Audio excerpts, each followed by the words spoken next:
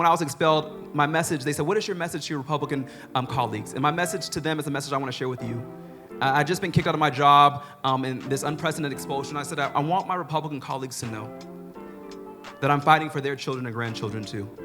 And each time we walk into that building, that's what makes us different from them. Is that we are not this tribalist saying we want to destroy you, that we want you to be obliviated. We want your children to have quality public education. We want them to have clean water and access to healthcare. We want your children to be free from the terror of school shootings. We're fighting for your children and grandchildren too, and that's what makes us different than them.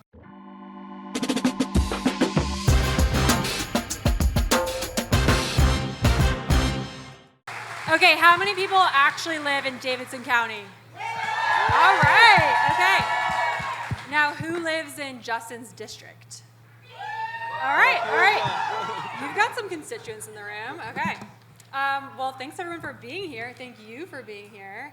I want to start off with just what's been going on in the state over the past few weeks. The ICE raids, I'm sure most of you in the room have heard about those. Talk to me about what happened in your district a few weeks ago and what your initial reaction was when you got that first phone call that there was these ICE raids going on, about 500 people get pulled over, 200 arrested. What was your reaction? Well, first of all, I just want to say thank you all for being here from the Bulwark. Recognize the importance of the South, particularly in this moment. Thank you all for showing up. We'll get to that too. We will get to that. But as we know here in Nashville, we've had terror in our community. 196 of our neighbors were taken, mostly in the dark of night, by officers who never identified themselves in coordination with the Tennessee Highway Patrol in the predominantly immigrant part of our community, which is the district I represent from East Nashville to Antioch. District 52, the District of Resistance is what we call it. And we were told of 5 names, but what about the other 191? People who were like church members on Owensville Road, a volunteer man who was arrested on his birthday, an elder, a mother who was a cook in a kitchen, a man who had worked an overtime shift at Walmart, taken, stolen. Over 100 of them were told that they had committed no crime ever. And yet we have these criminals named Kristi Noem and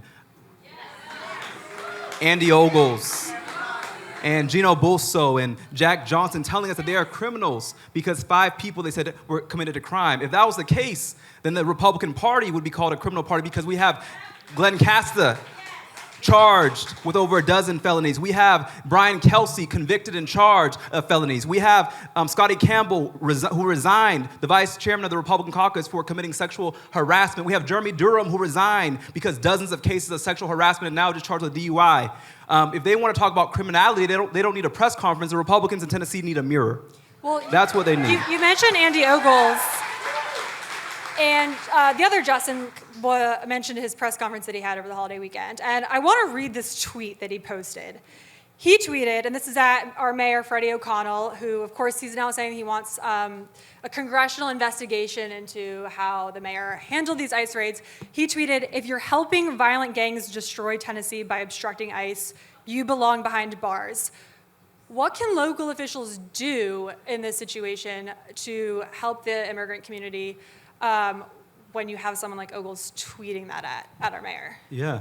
First of all, Andy should be very familiar with the need for law and order because he was somebody who's being investigated by the FBI that coincidentally, it went away when Trump came to office, but he's very familiar with criminal behavior, someone who stole money from a children's charity and lied about his resume and committed campaign fraud, so he knows about criminality. But what we want to say is that I have a very different position because I think one thing that the expulsions taught me in 2023, those of you know we were expelled from the Tennessee House for doing our job, for standing up to this Republican supermajority. And my advice to Mayor Freddie O'Connell would be that you face a crossroads. Either capitulate to authoritarianism or choose courage. And I want to tell my brother Freddie O'Connell that cowardice asks the question, is it safe? Expediency asks the question, is it political? Vanity asks the question, is it popular? But conscience asks the question, is it right? And so when the mayor is saying, oh, you know, I don't want to do anything that they find unlawful, let us be clear that their actions are unlawful. Violating the 14th Amendment is unlawful. Violating equal protection under the law and due process is unlawful. What the ICE and our Tennessee Highway Patrol are doing to our immigrant neighbors is unlawful. And so I say to the mayor, do not back down, do not apologize, because when we got expelled, I'll tell you a secret, something that's not really a secret, but something that wasn't really publicized, is that one of the heartbreaking things is when we stood in the well of the House after they cut off our microphone on the House floor after 3 9-year-olds and 3 adults were killed at the Covenant School. We went to the House floor with a megaphone because we wanted to amplify the voices of those young people who were saying, do something, do something. And the sad part is it was members of our own caucus, our Democratic caucus leadership, who said you should apologize to the Republican leadership and say you didn't know better, you were young. And I said, Cameron Sexton should apologize. And you know, this title of being a representative is nice, the title of being a mayor is nice, but your purpose is better. And you must be willing to risk your title for your purpose. And that's my message to the mayor. You mentioned that Democratic power in the South. We're sitting in the South right now, and I think everyone in this room probably knows something very interesting has been going on in the South over the past few years. There are a lot of people moving to the region. I'm a transplant. You are a transplant. We love a good transplant in Nashville. But that's going to have political ramifications for the country. In the coming years, the whole South is going to probably gain a few congressional seats. And that means that if Democrats ever want to control the House again, if a Democratic president ever wants to get elected after the 2030 census, they're going to have to make some real serious inroads in the South. So I guess my question for you is, how screwed are Democrats? First of all, I'm physically new to the South, but my lineage is from the South. And I just want to say the name of my grandmother because I would not be who I am without my grandmother, Harriet. And my family fled the South during Jim Crow, moved to Chicago from Tennessee, and then moved to California. And so I say my ancestors call me back here because even though Jim Crow is over, now we face Jim Crow's son named James Crow Esquire, which is more sophisticated and subtle, but it's just as dangerous as Jim Crow. And what I would say is that it's important, you know, I've been traveling the country a lot. I was just in Buffalo speaking at the university for their graduation. I was just in Colorado. And so often I hear people say, oh, just let the South secede right off the South. And I always tell them, number one, as somebody who represents a very diverse district, I know that the majority of black people in this nation live in the South. I know that if you want to change this nation, you must change the South. If we study the abolition of slavery and Reconstruction to the Civil Rights Movement, this has been the front line of our democracy. And the reason why there is so much repression in the South is because they know that if we come together as black and white, indigenous, Latino, that we can build a new South. And I always tell people, you hear that saying from George Wallace and all these Southern governors, they say, the South's going to rise again, the South's going to rise again. I say, no, we reject that. And we say that the South's going to rise anew, a South that is multiracial, multi-faith, multi-generational, pro-justice, anti-poverty, pro-queer. That's the South that we can build. And so my message to the national Democrats as they look is come South, because if we can change the South, we can change this nation. This has been the blueprint. That's why they came up with a Southern strategy to try and divide and conquer us. But we've only been a Republican supermajority since 2010 in Tennessee. This is still relatively new. We can go back, the pendulum can shift, and let's tell one more truth, is that Tennessee is not a red state, but it's a state that ranks 50 in voter turnout, where 1 in 5 black people cannot vote because of voter suppression, that has been gerrymandered to oblivion, and that's the only reason they keep power. They're not a powerful majority. They are a very fragile party that's cheated their way into power, and I think that's a truth that needs to be said. I want to dig into that a bit more because, in case you all weren't aware, Donald Trump won this state by 900,000 votes. You could literally drop another Memphis or Nashville in the state, and he would still win. So what is the state's party, and what do you think Democrats in the state should be doing to broaden the base statewide? Because there are a lot of rural voters here, there are a lot of conservative voters here, there are a lot of independent voters here, and I think the reality is that if Democrats want to compete statewide, they're going to have to get some of those voters to come into their camp. That's exactly it. And one of the greatest blessings that Cameron Sexton gave me was that after the expulsion, he decided to punish me and took me off education committee, took me off government operations committee, and put me on agriculture committee. And the agriculture committee was supposed to be a punishment because I knew absolutely nothing about agriculture. I live in an urban district, but it's been the most powerful place to organize rural and urban coalitions that can transform this state. What we as Democrats have to do is that we have to go to territory that is not always comfortable, that is not always familiar to us. When I was put on this committee, one of the first places I went was to Columbia, Tennessee, the only member of our committee to stand with the folks in Columbia when they were trying to pollute the Duck River, the most biodiverse river in North America, and a river that they were trying to build a landfill on a former Monsanto site, met with cattle farmers. I remember walking in to homes of some cattle farmers on the Duck River where they had Fox News on. Some folks had Confederate flags there. I said, let me get out of here before it gets dark, but I'm here now. But what I learned is that they had stereotypes about me, and I had stereotypes about them. And I went to that community as a member of the agriculture committee, and the members of the committee were terrified. They're like, you don't represent that district. Why are you going down there? You're building relationship. They took me in a gator across all these farms, introducing me to these cattle farmers, saying, you're the only one who showed up to fight for us. That's what we have to do. Just this year, we were able to defeat.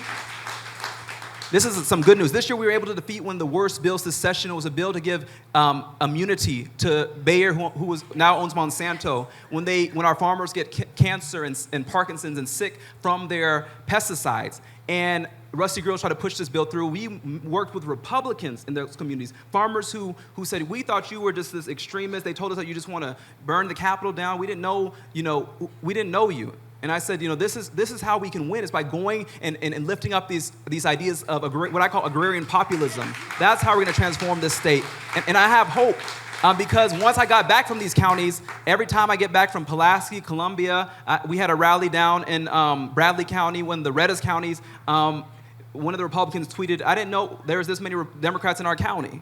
We have to go and play offense and show up, and I'll tell you the truth, it will terrify them. Once we get outside of Davidson County, once we get outside of Shelby County and go to their districts and say, did you know that Rusty Grills voted to poison farmers? Did you know that Clay Doggett voted to privatize our education and steal from our public schools? We have to go there and let them know that we're fighting for them. And the last thing I'll say is that when I was expelled, my message, they said, what is your message to your Republican colleagues? And my message to them is the message I want to share with you. I'd just been kicked out of my job in this unprecedented expulsion. I said, I want my Republican colleagues to know that I'm fighting for their children and grandchildren too. And each time we walk into that building, that's what makes us different from them, is that we are not this tribalist saying we want to destroy you, that we want you to be obliviated. We want your children to have quality public education. We want them to have clean water and access to health care. We want your children to be free from the terror of school shootings. We're fighting for your children and grandchildren too, and that's what makes us different than them. In the meantime, before Democrats win back Tennessee at some point, in the meantime, the reality is that Republicans control pretty much everything in the state. You have to work with Republicans if you want to get anything done. How do you approach your relationships with the state Republicans that you have to see when you're in session? And how do you think about reaching across the aisle when that's really the only option to get any bills passed right now? See, I have a different mindset. They like to, as soon as you walk into the Capitol, you'll see minority caucus. They call us the minority caucus. And I said, I like what they say in England better. In England, they say we are the opposition party. Our role is to be a check on your power, to be a speed bump as you try and drive this train of our state over the cliff. And so, Jack Johnson, I'll never forget my first week in the legislature. He taught me a very important lesson. He's a horrible person, but even our enemies can teach us something. I was on the elevator. I think I had my white suit on. I was going to my first committee meeting. I was excited, a little nervous, and he was on the elevator. And his welcome to me was saying, Jones, I want you to know that you're worthless and you're not supposed to be here. And that was his welcome to me, my first week in the legislature. But I actually appreciate Senator Johnson now, because at that point I didn't know what to say. I went to Gloria's office. I was like, this just happened. Overt racism, ageism, all the isms, and I didn't know how to respond. But I actually appreciate him because he taught me a very important lesson in that legislature, that I'm not there to make friends. I'm there to make change for my district. And I'm willing to work with Republicans in the community, but I know that party in there is a party that is drunk with power, and there is no way that we can work with people who are so arrogant, who have so much hubris that even when their own Republicans vote against vouchers, they kick them out of their committees and kick them out of their office space. When their own Republicans speak out, they're punished. People like Todd Warner from Chapel Hill, who has been ostracized because he dares say that vouchers are going to destroy his rural school district. This is a party that is not willing to work with us, that sees us as subjects, that sees us as people. Another thing in the legislature, you come in committee rooms, all the Republicans are sit at the dais above us, and we're supposed to sit below them as this unspoken rule. I sit next to them because I want them to know that we are colleagues, that we are equals, and that we are not below them, that we got here the same way, we represent the same amount of people, and that we have an obligation to stand up for our constituents. Article 2, Section 27 of the Tennessee Constitution says that every lawmaker has a right to dissent from and protest against legislation that is injurious to the people, and to have their dissent marked in the Journal of the House. And so every time we speak up, every opportunity we have, I speak up for my district, because I know that we may not win this vote, but I know that when history sees us at this moment, my children and grandchildren know that we stood up for them, and that not all of us were insane in this time. And I hope, and what I know too is that we're winning over some of their children. I'll just say names, I'm just honest. Senator Gardenhire stopped me. I was in the governor's office for Christmas. He said, can I take a picture with you? Because I try to convince my son to not like you, but he supports you. So I want to show him that we know each other. And so we're winning their children. Why do you think they're banning books? Why do you think they're trying to restrict curriculum? Because we're winning their children. They know that their time is limited, that the clock is ticking, that people like Paul Sherrill, who says we need to bring back lynching, those days are over, that their time is running out, and so they have to cheat their way and voter suppress, but these are not powerful people, because if you're powerful, you would not have to shut off microphones when somebody disagrees with you. So given that, is there actually any path forward to getting something like gun legislation passed, or is that just kind of not going to happen right now? I think we judge our victories by the bad bills we stop. I think that is what we are now. There's 24 members of our caucus, 23 when Johnny Shaw forgets he's a Democrat. And so I think we have to be honest about where we are. And what we have to do is like what we're trying to do in ag committees, build coalitions with their people in their district. That's how advocates we wanted to shout on and uplift were able to defeat that horrible asinine bill that was going to stop undocumented kids from going to school. That was defeated this session. What a powerful victory. The Monsanto Cancer, Act, whatever they want to call it, that was defeated this year. There were bad bills stopped, and we have to judge our victories not just based off of what we pass, because some of my colleagues do see that you win based off of what you pass, and so they'll pass a bill that says we're going to put a marker here, a historical marker, which is beautiful, but I want to see the material conditions change for my constituents. And so I'm not willing to silence myself in order to pass a symbolic resolution. And so I think we have to realize, too, that our victories can be judged based off of the coalitions we're building. How many people are we bringing with us? Who are the new people we're engaging in this process to come testify? So many people, I've traveled the state. I remember I was in Tullahoma. I think Miss Jane's on, she was with me, and this man came out of this restaurant, this Meat and Three, and he looked like he was from Duck Dynasty. And I said, oh Lord, he's like coming up to our table. I was like, oh Lord, he's gonna say something. He said, keep up the good trouble. In Tullahoma. See, the South will always surprise you. Yeah. That's a victory.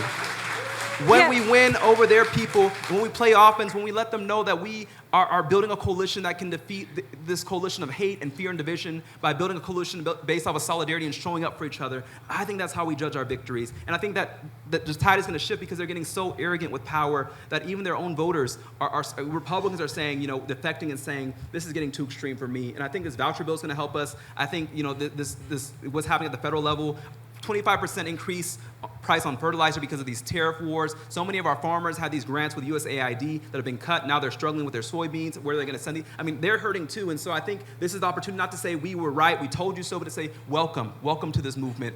You're always welcome here.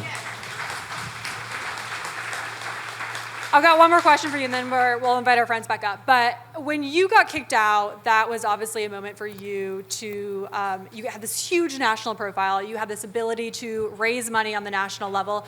How have you thought about leveraging that new national profile and using that to really build up the Tennessee State Party to support other candidates locally? How do you view your role now in the state party?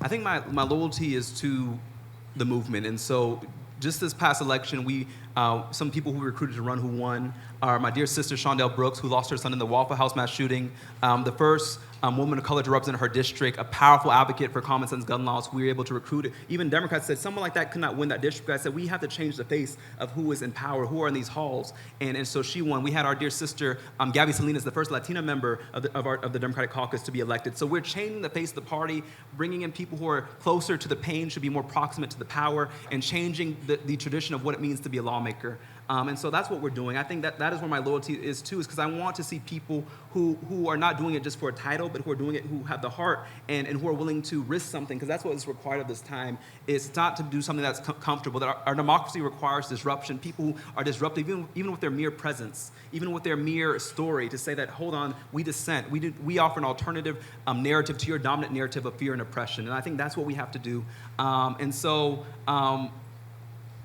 And the other thing too is we've been able to raise money because we're not accepting these corporate PAC dollars. Majority of people spend their time calling all these corporate PACs on the Hill. They have these big fundraisers with people who are against the interests of our constituents. I've rejected all that and just taken money from teachers and nurses and workers and everyday people. And so that's who I answer to. And I think that's what people want to see, that they want to see us not compromise our values, but to say that we stand 10 toes down for them and that we're going to be consistent. And even I've had Republicans say, we disagree with you, but we know that when you say you're going to do something, you're going to be consistent and that you're going to be honest. And I think people want to see more authenticity in our politics. They want courage, they want conviction, and they don't want this both sidesism. They don't want this, we're facing a very dangerous time.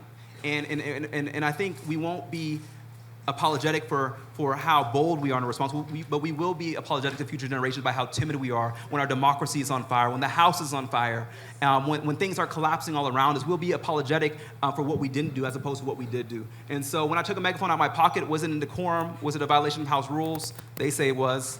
But I knew that it was required in that time, because those children were saying, please do something, hear us, see us. And so when they expelled us, I also want to just end by saying it was not about us.